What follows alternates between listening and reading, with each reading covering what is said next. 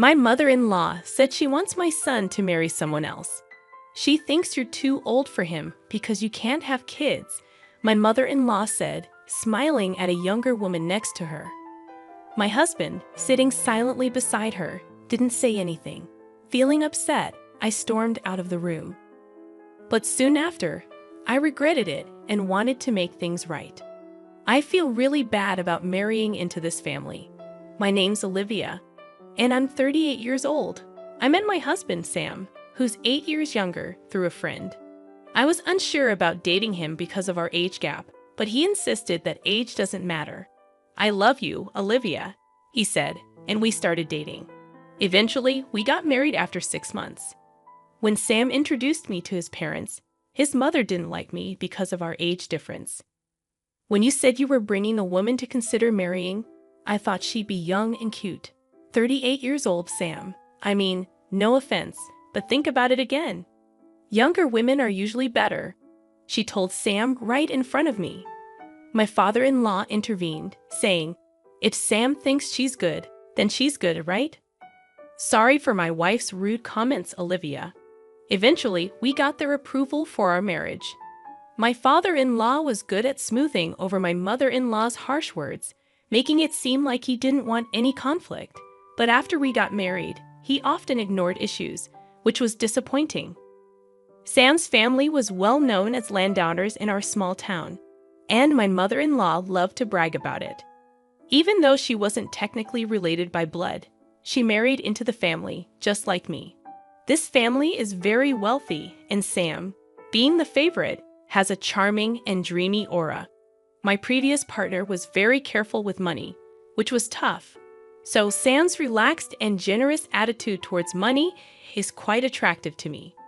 Even though my mother-in-law reluctantly accepted our marriage after my father-in-law scolded her, she doesn't seem happy about it. She keeps telling me how a good wife should act, which is frustrating. She's influential among the local women and takes pride in leading the Women's Association and being popular. She insisted I take time off during the week to meet the association members. She believes it's important to impress them. She introduced me proudly, but some of them hinted that she might not be as well liked as she thinks. Oh, and she also told me to get a medical checkup to see if I could have children. I was a bit put off that it was her, not Sam, who ordered it, but I was also curious to know if I could get pregnant, so I agreed. Gynecological exams aren't exactly a walk in the park. Despite being important for women's health, they're uncomfortable. Does anyone else find sitting in that examination chair waiting unbearable? Despite the discomfort, my bridal health check results were good. I felt relieved when the doctor said, "You're healthy." Sam seemed worried, but he looked relieved when I told him the news. I shared the results with my mother-in-law, hoping we could finally celebrate our marriage happily. But then she said, "Good that you've passed the first hurdle." The first hurdle? What did she mean by that? I thought she'd be happier. Was she secretly hoping for bad news? As I tried to figure out how to respond, my mother-in-law surprised me with a proposal. After you get married, let's build a duplex and live together. You'll split the down payment and mortgage. You work in administration, right? Your salary might not be high, but you should be able to handle it at your age. A duplex? Living together? Splitting the costs with me? I felt overwhelmed by this sudden flood of suggestions. I looked at my husband sitting beside me, hoping for some support, but he remained silent. "Could you please chime in?" I asked him. I haven't discussed anything about living together with Sam. And, well, before we talk about a duplex and living arrangements, I'd like to address the comment about my job," I said, feeling a bit hurt. "You haven't discussed it." "Oh, well, Sam probably thought it was understood." "That's not good. We'd always planned that when Sam gets married, we'll all share a house and live together," my mother-in-law insisted. I felt a chill run down my spine. Always? Is she implying she drilled this idea into Sam's head by repeating it constantly? "That's correct. That's what I had in mind." "Wait, you didn't know about this? Why are you agreeing so easily?" my mother-in-law questioned. "I'm sorry, but I had no idea about this plan, and I can't make a decision without discussing it with Sam first. Can we please hold off on this for now? I said before leaving my in-laws' house. Later, when I talked to Sam, he admitted that after we got married, he intended to build a duplex on his parents' property and live with them. I was furious that Sam hadn't told me about his plans, but when he apologized and said he forgot, I couldn't stay mad. I thought I might not find someone as kind and handsome as Sam at my age, so I ignored the warning signs and went ahead with the marriage. Looking back, I realized I should have been more cautious. I ended up going along with my mother-in-law's wishes and helped pay for a duplex where we'd live with Sam's parents. 6 months into our marriage, I found out I was pregnant. I kept it a secret from my in-laws until I was sure everything was stable. When I finally told them, they were thrilled and started discussing baby names, assuming it would be a boy, although we didn't know the gender yet. Despite feeling pressure, it's nice to see them happy. I was advised to quit my job for safety reasons, but since I help with my family's business, I have some flexibility. I decided to keep working as long as it doesn't strain me too much. My pregnancy was going smoothly, and I started feeling the baby's movements, a long-awaited joy. It's a mysterious yet happy feeling to sense a tiny life stirring inside me. I'm grateful for the joy of being a woman and experiencing this miracle. Sam, my husband, and my in-laws eagerly anticipate the baby's growth at each checkup, and I can't wait for the child's birth. I have a feeling that my relationship with my mother-in-law will improve once the baby arrives. One day, when everything seemed perfect, I noticed the baby's movements were weakening. I felt an indescribable anxiety and rushed to the hospital. The doctors gave me heartbreaking news. Something was wrong with the baby. Why? How? I was living normally. What did I do wrong? I was gripped with fear over the risks. I was hospitalized immediately, but despite the doctor's efforts, my child passed away. Just a few more months and I could have held my baby. Why did this happen so suddenly? It felt like just yesterday when the baby was moving so energetically inside me. Was it my fault? As I cried in sorrow, my husband's words pierced through my pain. How long will you cry? It's over now, isn't it? Crying won't bring the baby back. Stop crying. I was stunned. What was Sam saying? Our child had just passed away. Even though I was taken aback by this cold side of Sam I had never seen before, my shattered state of mind left me unable to speak. Then came the day I was discharged from the hospital. Sam didn't come to pick me up. I managed to force a smile and reassure the nurses who were concerned about me going home alone. When I arrived home in a taxi, Sam, my mother-in-law, and an unfamiliar woman greeted me. "Welcome back. It's a shame, isn't it?" said my mother-in-law with a strange smile. "Yes," I responded, taking a seat on the living room couch as suggested.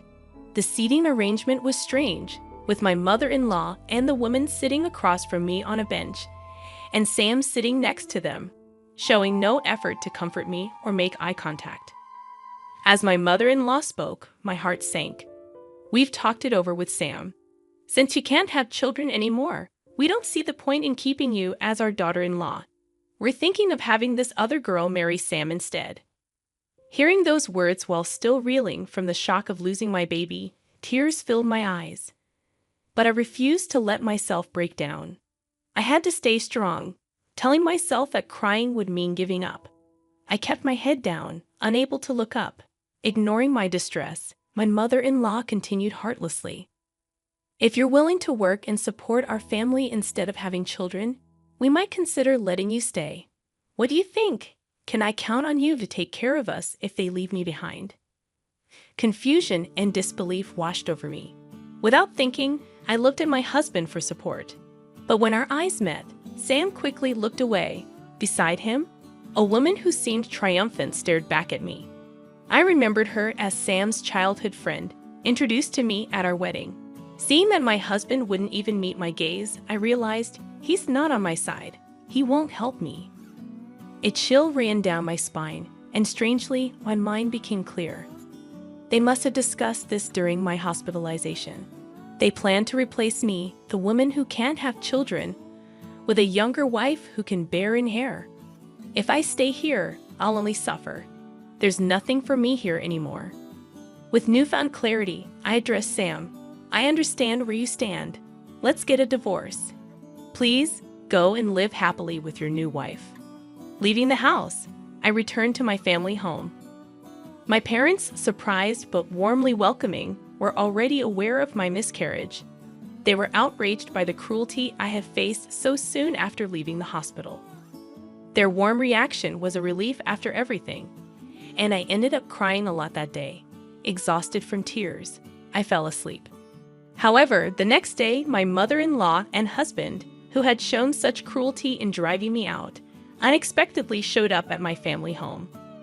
At first, my mother dealt with them normally, but once she realized who they were, she refused to engage with them. Then, they started incessantly ringing the doorbell, shouting, "We've canceled the divorce. Come back now." You see, my family runs a barbecue restaurant, a well-known spot that serves a globally famous brand of beer. It's frequented by many celebrities and athletes who enjoy our delicious food. However, my husband's family comes from an old, respected background, and they looked down on our family, thinking that running a restaurant was somehow shady. They had this outdated belief that restaurant businesses were inferior, and they saw our family as less well-off. We even invited them to dine with us once before the marriage, but they declined, saying, "Beef. We always eat at certain places. Eating meat from other restaurants gives me heartburn. Sorry." During the pre-wedding meetings, they indirectly belittled my family with remarks like, "Oh, you run a restaurant, right? That's so old-fashioned. Oh, I see, from your parents' generation. Dealing with beef, huh? Well, respectable families don't engage in such businesses." It hurt to see my parents, who had worked hard to raise me, being treated this way, but they brushed it off with a laugh, saying there are always people with narrow mindsets. On the day I left after the divorce, my husband and mother-in-law happened to see our restaurant being featured on TV. Up until then, they had shown no interest and considered my family beneath them. But they panicked when they saw the restaurant described as running its own farm that produces top-quality beef, enjoying extreme popularity with meat exported worldwide, being highly successful and lucrative. Suddenly, they tried to cozy up to me, saying, "If your family were wealthy, we wouldn't have talked about divorce. We're sorry for yesterday. We weren't thinking clearly. Please come back." After all their talk about children and heirs, was it really all about money in the end?